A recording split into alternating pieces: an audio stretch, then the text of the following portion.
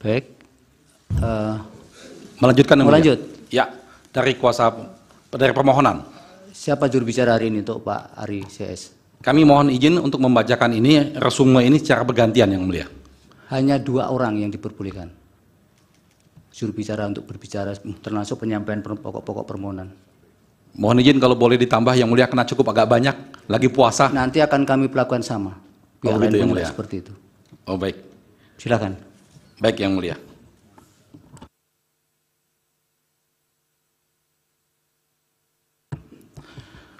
Baik yang mulia. Kami akan menyampaikan ringkasan permohonan perselisihan pemilihan umum presiden dan wakil presiden tahun 2024. Kami akan sampaikan diikuti dengan PPT dan video yang kami tayangkan. Bismillahirrahmanirrahim. Assalamualaikum warahmatullahi wabarakatuh. Salam sejahtera, selamat pagi buat kita semua. Yang mulia Ketua dan segenap anggota Majelis Hakim Mahkamah Konstitusi. Sebelum kami menyampaikan permohonan ini, izinkan kami membacakan satu ayat Al-Quran yang dipasang pada pintu gerbang Fakultas Hukum Universitas Harvard yang terjemahannya berbunyi,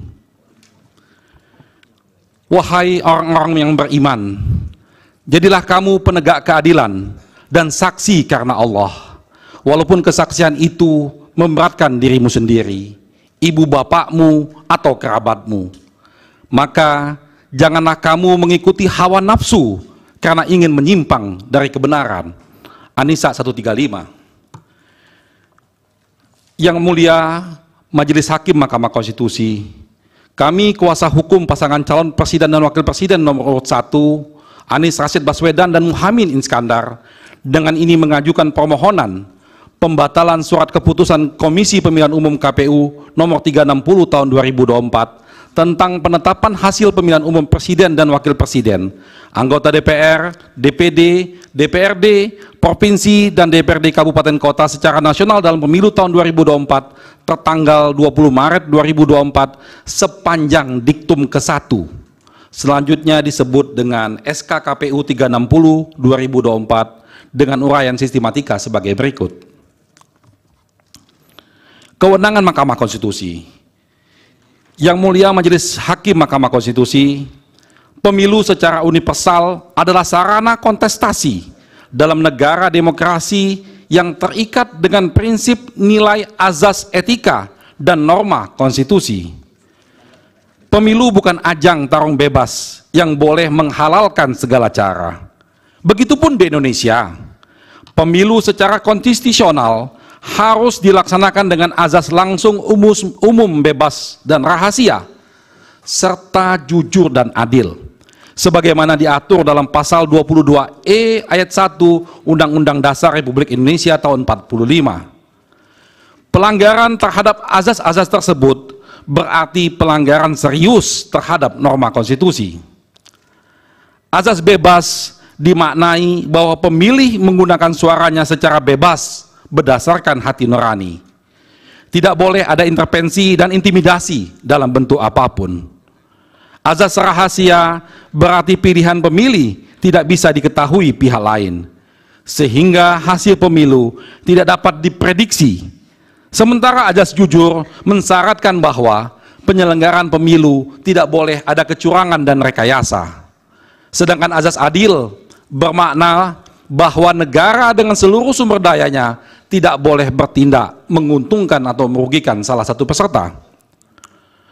Proses penyelenggaraan pemilu yang taat azas dan prinsip tersebut akan menjadi indikator hitam putihnya peradaban demokrasi sebuah bangsa, termasuk kita Indonesia. Sayangnya, dalam praktek proses penyelenggaraan pemilu di Indonesia, khususnya pemilu presiden dan wakil presiden tahun 2024 ini, justru dinyatakan banyak pihak berlangsung dengan penuh kecurangan yang melibatkan Presiden Joko Widodo dan penyelenggara negara lainnya. Keterlibatan Presiden Joko Widodo untuk memenangkan anak kandungnya menjadi perhatian internasional. Hal ini terlihat dari pernyataan anggota Komite HAM, Center for Civil and Political Rights, CCPR PBB, Bakri Wali Ndiaye.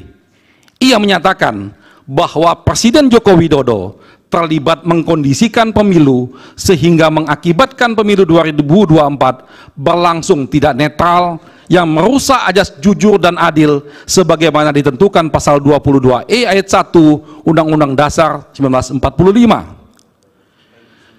Tiga hal penting yang menjadi perhatian serius dari Bakri Wali NDI.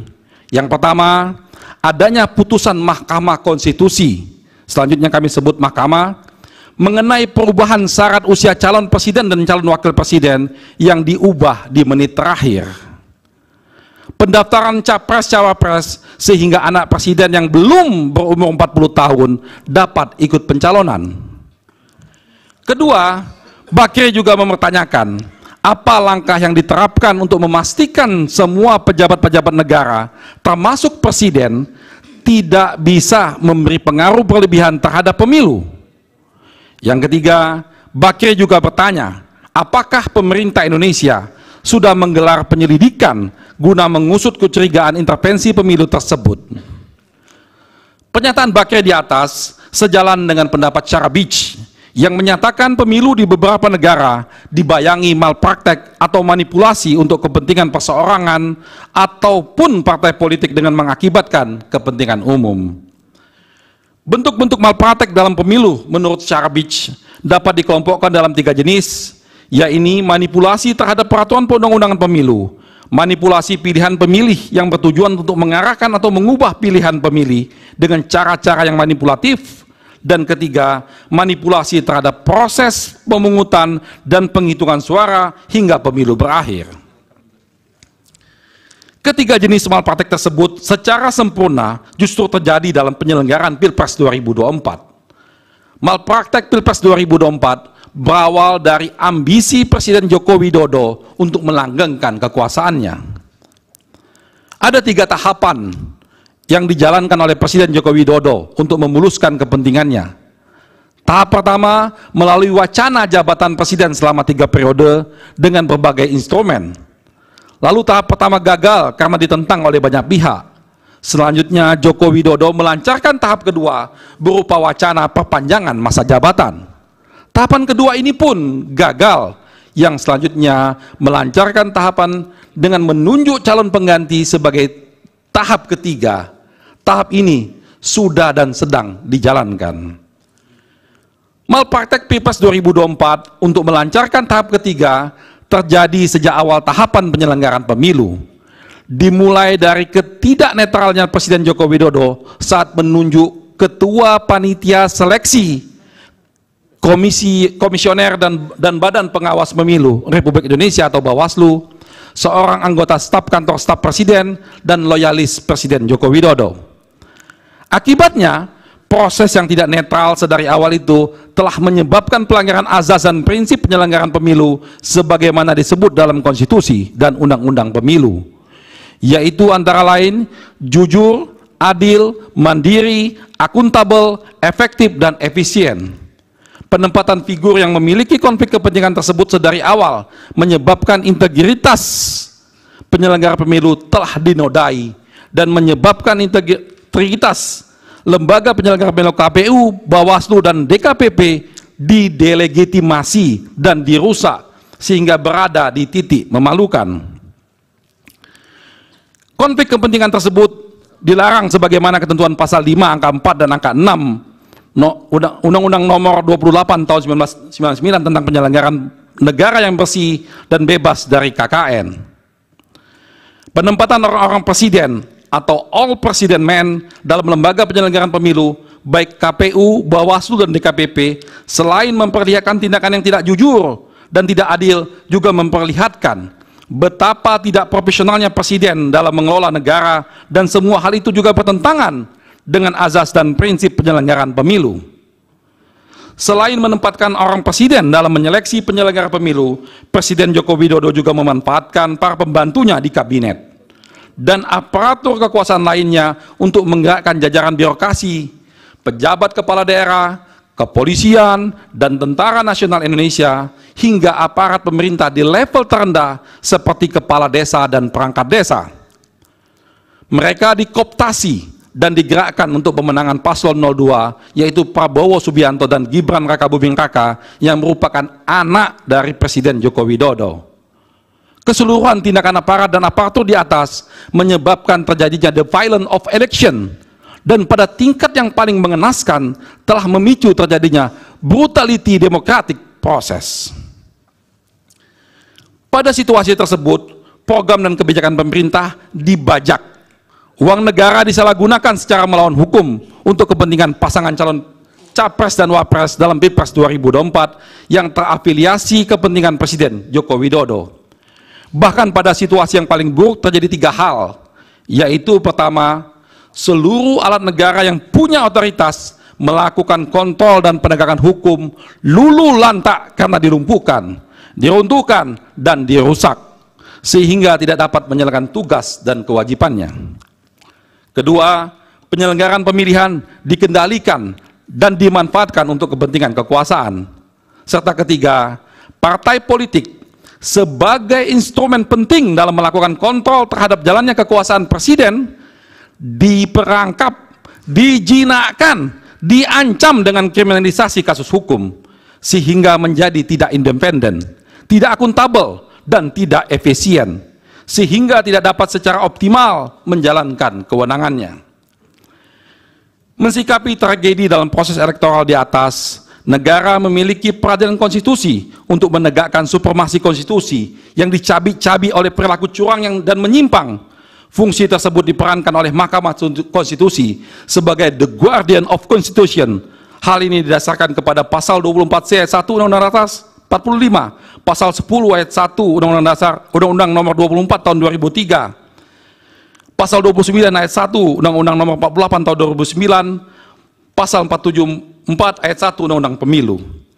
Berdasarkan uraian di atas, Mahkamah Konstitusi berwenang memeriksa dan memutus perselisihan tentang hasil pemilihan umum. Diberikannya kewenangan bagi Mahkamah Konstitusi untuk memutus perselisihan tentang hasil pemilu bertujuan untuk menegaskan Indonesia sebagai negara hukum.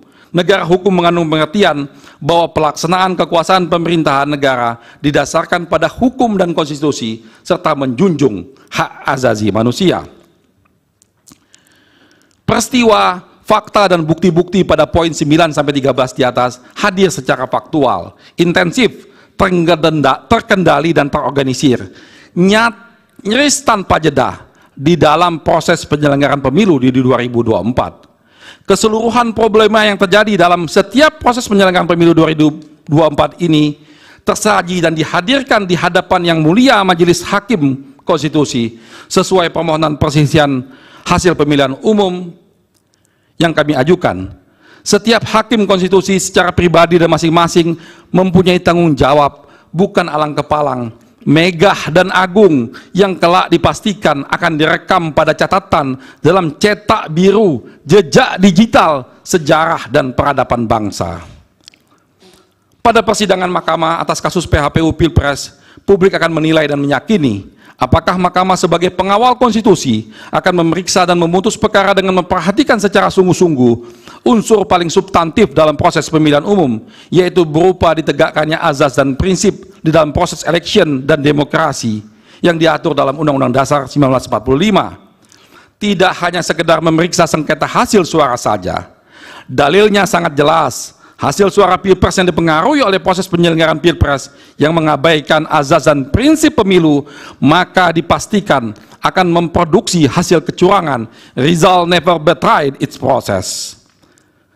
Kecurangan dan pelanggaran pemilu yang melibatkan penyelenggara negara dan penyelenggara pemilu sangat berpengaruh terhadap perolehan suara dan rekapitulasi penghitungan suara bagi masing-masing pasangan calon. Karena itu, Mahkamah Konstitusi memiliki kewenangan untuk memutus ex aequo et bono yang diartikan sebagai permohonan kepada hakim untuk menjatuhkan putusan yang seadil-adilnya apabila hakim mempunyai pendapat lain. Karena sifatnya sebagai peradilan konstitusi, Mahkamah tidak boleh membiarkan aturan-aturan keadilan prosedural atau procedural justice memasung dan mengesampingkan keadilan substantif justice, karena fakta-fakta hukum telah nyata merupakan pelanggaran konstitusi. khususnya pasal 22E ayat 1 Undang-Undang 1945 yang mengharuskan pemilu dilakukan secara demokratis dan tidak melanggar azas-azas pemilihan umum yang bersifat langsung, umum, bebas dan rahasia, jujur dan adil. Satu prinsip hukum dan keadilan yang dianut secara universal menyatakan bahwa tidak seorang pun boleh diuntungkan oleh penyimpangan dan pelanggaran yang dilakukannya sendiri, dan tidak seorang pun boleh dirugikan oleh penyimpangan dan pelanggaran yang dilakukan oleh orang lain. Dengan demikian, tidak satu pun pasangan calon pemilihan presiden yang boleh diuntungkan dalam perolehan suara akibat terjadinya pelanggaran konstitusi dan prinsip keadilan dalam penyelenggaraan pemilihan presiden. Mahkamah perlu menciptakan terobosan guna memajukan demokrasi dan melepaskan diri dari kebiasaan praktik pelanggaran terukur seperti perkara akuo. Sejak putusan Mahkamah nomor 55 PUU 17/2019 tanggal 26 Februari 2020, khususnya subparagraf 3.15.1 yang diambil alih sebagai pertimbangan hukum dalam putusan Mahkamah nomor 85 PUU 20/2022 tanggal 29 September 2022 pada subparagraf 3.19 halaman 39-40, Mahkamah menegaskan berdasarkan pertimbangan hukum tersebut dengan menggunakan original intent perubahan Undang-Undang 1945, Mahkamah telah menegaskan bahwa tidak terdapat lagi perbedaan rezim pemilihan. Selanjutnya pada subparagraf 3.19 putusan nomor 85 PUU 20/2022 tanggal 29 Desember 2022 halaman 40, Mahkamah menegaskan menimbang bahwa tafsir atas Undang-Undang 45 yang tidak lagi membedakan antara pemilihan umum nasional dengan pemilihan kepala daerah secara sistematis berakibat pula pada perubahan penafsiran atas kewenangan Mahkamah Konstitusi yang diatur dalam pasal 24C ayat 1 Undang-Undang Dasar 1945. Pasal 24C Undang-Undang Dasar 1945 menyatakan bahwa Mahkamah Konstitusi berwenang mengadili pada tingkat pertama dan terakhir yang putusannya bersifat final, untuk salah satunya memutus perselisihan tentang hasil pemilihan umum. Selanjutnya makna konstitusional yang demikian diturunkan dalam berbagai undang-undang yang terkait dengan kewenangan Mahkamah Konstitusi, terutama undang-undang kekuasaan kehakiman. Norma demikian pada akhirnya harus dipahami bahwa perkara perselisihan hasil pemilihan umum yang diadili oleh Mahkamah terdiri dari pemilu untuk memilih presiden dan wakil presiden, memilih anggota DPR, memilih anggota DPD, memilih anggota DPRD baik provinsi, kabupaten maupun kota, serta memilih kepala daerah provinsi, kabupaten maupun kota. Izin dilanjutkan, Yang Mulia.